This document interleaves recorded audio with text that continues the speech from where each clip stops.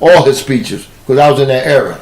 You know what I'm saying? I was a kid, but I heard all his speeches. So yeah, you did good on that, man. You funny as hell, boy. Well, I appreciate that, man. Barry underneath all this bullshit. Buried underneath all this bullshit, that's the black side. So hey, and Martin Luther King, he wasn't just for he was for the side piece too. So so with that being said, let's move on to the Jacksonville game, man. I got a correction. That ninja said Chief. I said good impersonation for a Korean. Don't fuck up my chat. I'm sorry about that ninja. I'm sorry. Okay, I can see. Okay, so I see what Ninja wants. So I'll go ahead. Has Ninja called into the show yet today? No, he ain't called. No, he ain't called in yet. I can see that Ninja a minute ago. Man, I can't even tell you. Why y'all keep talking about these white quarterbacks, man? We got a black quarterback on the bench, and like this makes me so mad.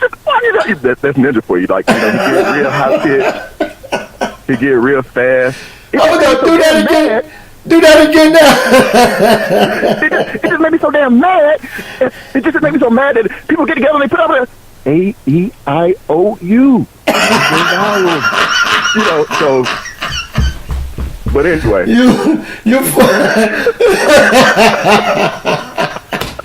boy, you need to stop, man. You know what, Grego? You know what, man? You need to actually get behind the mic, man. You know what I'm gonna do one day? I'm going to sit out some drinks after the season, right? All right. And we're going to sit up here and just clown, me and you, man, because you are funny as hell, man. And let's do it, man. And, remember the times we used to come over when we had people out of town come, like the barbershop, 334 Bama Boy. We used to do shows and stuff.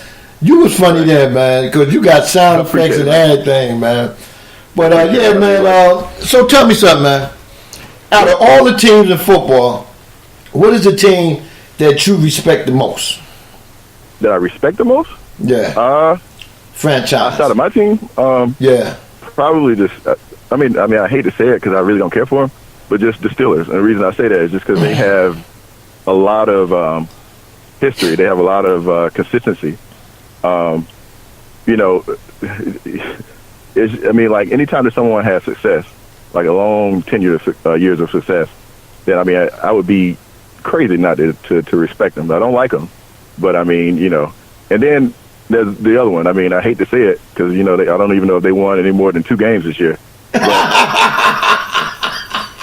I gotta respect the Giants, and the reason I respect the Giants is because of Parcells, is because of what he did there and his coaching tree, and then Belichick got a lot of respect for him. So with me having a lot of respect for Belichick, I got to go back to that. And honestly, man, I hate to say it, but if the Giants ain't good, it's kind of like bad on football. You know what I'm saying? It just seems like, I don't know, but that whole division is pretty tough. But between those two, man, if you go AFC side beside my team is the Steelers, and you go on the NFC side, I got to go with the Giants.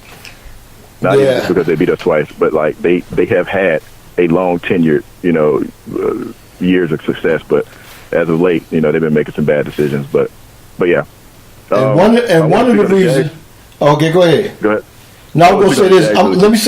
Let me say this, and then I'm gonna let you speak on whatever you want to speak on.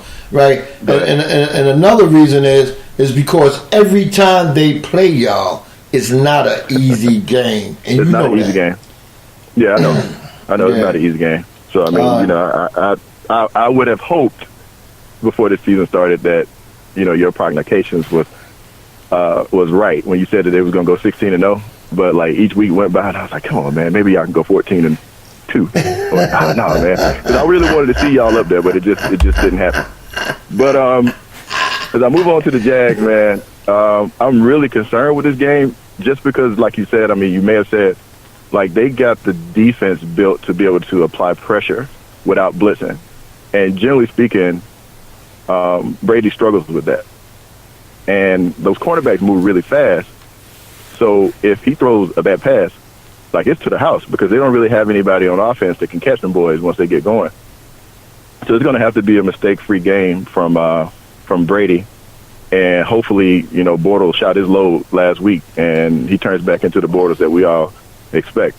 And, whoever said that the Patriots are going to be going at the knees, They're not going after the knees because it wouldn't make sense to go after the knee. His ankle got hurt this past week, so they're going after the ankle this week. So get right, BFB. You ain't shit. But no, I think it's going to be a good game. I think it's going to be a good game. I'm excited to see it. I'm glad it comes on first, so if they win, then I can really enjoy the second game. Right. And, yeah, but if they don't, then, I mean, it is what it is. I'll still enjoy the second game, but it'll just be a different way. But either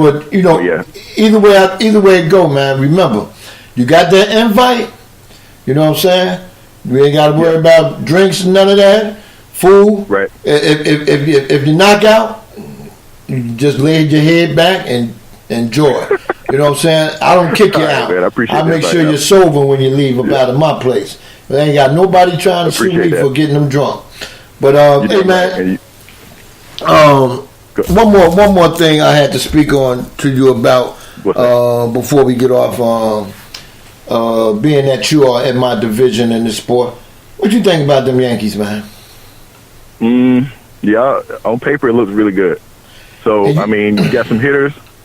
I mean, your pitchers. I mean, damn, you got pitchers too. I mean, like, y'all look like y'all are, like, primed to, win it, to go right back to, go right back to be champions this year.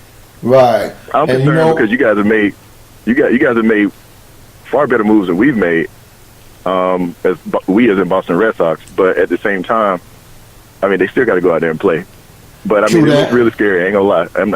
With Judge hitting balls like, hitting home runs like he's hitting, and then that dirty who was that down there? Was it Jeter or A-Rod? Jeter, yeah, that dirty Jeter going out there and envying out players to be able to help his former team to get back to full strength. No, that wasn't all Jeter. That wasn't all Jeter. What happened was before Jeter, before that ownership took over the team, the old owner said that he had to get rid of this man to save himself some money on this when he sell the team. So they've been trying to get rid of him. It's just that he didn't know how to get rid of him. You know what I'm saying? Right. Everybody say just go Jeter. Jeter don't want to make the Yankees better. You know what I'm saying? Jeter trying to cut salary because you see they got rid of the other outfielder that was making a lot of money too because they couldn't afford him.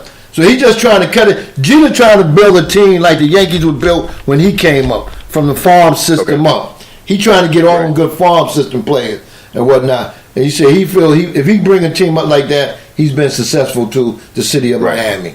But somebody at Big Apple Bassett told me to ask you what you think between the rift between Belichick and Brady. What you think about that? Okay, I don't read into it a lot, and the reason I say that is because they've never really had the relationship that a lot of people think that they do. Like, Belichick don't really put anybody above the team, and that includes Brady. And I think that it's more of a respect for Belichick and Kraft, because Kraft made that move to keep Brady. Belichick's history is, I'm going to go ahead and get rid of you about 2 years before you come off your prime. I don't think that anything has changed as far as the relationship with him, because the relationship was never really what the mass general thinks that it is. It's just pretty much, and they've always said it, they've been consistent in saying it's a player and a coach relationship, because Belichick just really doesn't get extremely close to the players like that. But at the same time, knowing Belichick and knowing how he is about pride, like, it wouldn't surprise me that if they won this year, is that he exercised an option to potentially go to the Giants or go somewhere. But he would go to the Giants, I think, as a GM, because he still has a lot of passion for that team and the Browns. A lot of people don't realize that, but he trades a lot of players to the Browns. One, because they do want more money, and he'll send them there. But two, I think he still has a lot of respect for the Browns, coming from with him coming from there as an early coach. But go ahead. No, you go ahead, man. But yeah, I think that it doesn't affect anything on the field. You know what I'm saying? I mean, because they're professionals. And I think that ultimately the one common ground that they both have is that by any way that they need to make it happen, they want to win. So, I don't think that it'll affect anything, at least while the season is going. They may have they're supposed to have a meeting in the off season to just kind of air out everything. So it'll be interesting to see how that happens. But they're saying all the right things in public, saying there's nothing really to air, but they just wanted to kind of clean it up, and it's probably just for the rest of the team because they probably want to know that their leadership is all on the same page. So we'll see. Okay, this is. Go ahead.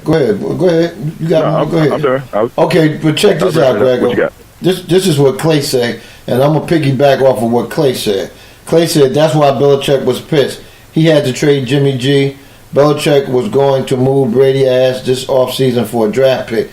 No, the real deal, what it all comes down to, because Belichick still had people in New York, because he loved the city. He'd be there a lot of the offseason. He'd be in New York, right? This is what really went down. They came to Belichick, said you got to trade Jimmy G because Brady went to crap, because them two is buddy now. They told him, I got more years left to go, and I can't have you paying this kid, and y'all want me to teach him when I'm still doing good, So y'all need to trade him. So the owner wanted him to trade him to the Browns, because the Browns had a better package for him, right? They did.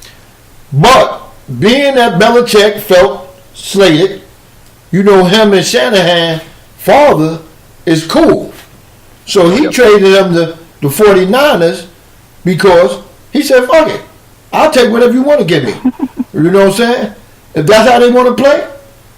So that right there makes you say, if he didn't get what he supposed, Belichick loved him draft choice. If he didn't get what he wanted to, right, and he just traded him away for that, so this kid can have a good career, because he know that under Shanahan he would have a good career, and we starting to see that now. A lot of people say, the tape is not out on him, but I look at it like this. Shanahan got a good offensive system. It's just that, and Matt Ryan will tell you that himself, because he had his better years under Shanahan. Because look what he did this year. True. You know what I'm saying? So I don't care about the 49ers or what the fuck they doing, but they gonna do better this year, and this guy gonna win 10 games. I can guarantee you that. You can put that in the book. Here's the wild card on that though. They've been wanting Garoppolo to sign a long-term deal. Like from it's been stated outside of New England, is that Garoppolo is watching to see what Brady does, because if Brady retires this year, Garoppolo is a free agent, and essentially he could end up right back in New England, which would be the ultimate. Go ahead. Don't you think Brady know that, and he ain't gonna want to do that? Brady know this kid can be good under a good system. New England got a good system because y'all cheat a lot, right? I had to throw that in there, right? And that ninja said Jacoby Brissett is the biggest threat. Why y'all ain't giving him a chance? I mean, Jacoby is good too, but here's the thing you got to worry about. I mean, not worry about. Like, if McDaniels goes to the Colts, I don't think they're worried about Andrew Luck, because he already worked with Jacoby. You know what I'm saying? I mean, he'll be able to help Jacoby. Get even. He'll be able to help Jacoby get better than he is already. Yeah, so there's a sense of a familiar sense of quarterback down there. I think we had 3 starting quarterbacks on the team. Of course, you can see it. They all started this year. But at the same time, Jacoby is kind of stuck in Indianapolis. I think he's on 2 years, so he can't come back. But at the same time, like I said, man, something's wrong with Brady's Achilles. And you already know how it is. Once you hit 40 and you start getting injuries, you'll start looking like Peyton Manning pretty soon. As long as you don't have injuries, you're just throwing a football. So the shit you don't do your whole life. But if his injuries are worse than what he's leading on to, if they win this year, I can see him going out with 6 and just being okay, because he'll be either caught up or tied with his idol, with Joe Montana. I think it's past him. I'm not sure. You got to look at the stats. And I think he'll be okay with that, because he'll still be working with the team, I believe. But, I mean, it's all hypotheticals right now. We'll see how it plays out. And, it's just looking forward to a fun offseason. All right, so who you got going to the Super Bowl before I let you go? All right, so, on the NFC side, I think I have the Vikings. I think I have the Vikings doing it at home, which is going to kill the economy, because, the hotel